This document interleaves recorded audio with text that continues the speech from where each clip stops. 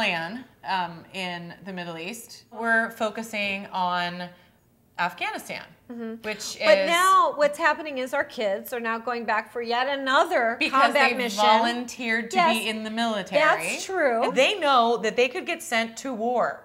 Yes, I understand.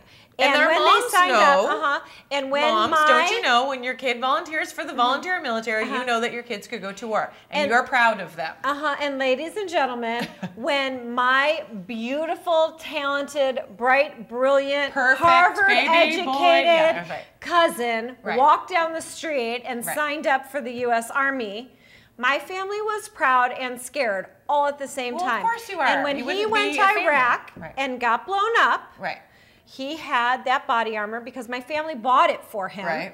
So that bad on us, U.S. government. Shame on. Shame on us. And then he got blown up and came home. And then guess what? He went back again. Because it's a volunteer deal, and he knew what he was getting into. And it still messes with your head. And my point is that we're asking a lot of our kids, and they are sacrificing for our country every day. But we're not asking to go back once. We should be thankful. Not twice, not 3 times. They're going back 4 times, and now we've just signed up for Afghanistan for 7 more years. Super, but it's their job. That's what they do. Yes, they volunteer, but they're going back multiple deployments, and it's changing who they are forever. And we as a country need to pick wisely when we send them into harm's way, because they will come back damaged and they will come back changed. Well, and that's a separate issue. You couldn't go into a war as a reporter and not come back changed. I mean, nobody's arguing that they come back changed. Right, so we need to pick our wars carefully. Well, you're saying that the wars that we have been in are not worth it? I think Iraq wasn't, and Afghanistan we have to. Yeah, we have to, and it is worth it because we're trying to keep the people who would do us harm on their heels. And we have foiled how many plots now to blow stuff up in this country since this war on terror, or whatever we're calling it now, started. So it is worth it because we are safer than we were. Would you send your son into war? It's not. I don't send my son anywhere when he's 18 years old. If he signs up to go to the military, that's his choice. I raised a man who's responsible for his own actions. He knows what he's going into, and there is a possibility that yes, he could get hurt or killed. But don't you believe that it's our government's responsibility to send our kids to war for specific objectives? I do. And don't you believe it's our government's responsibility to take care of them when they come back? Yes, and I have to trust my government that they know more than I do about that. I have to.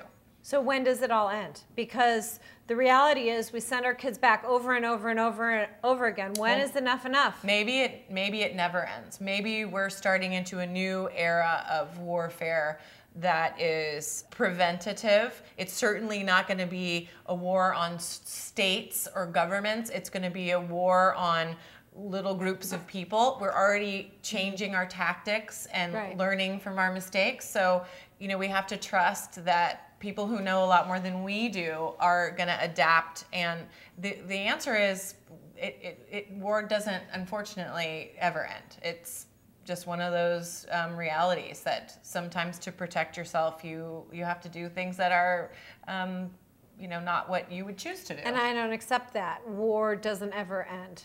Well, so we agree to disagree then. Yeah.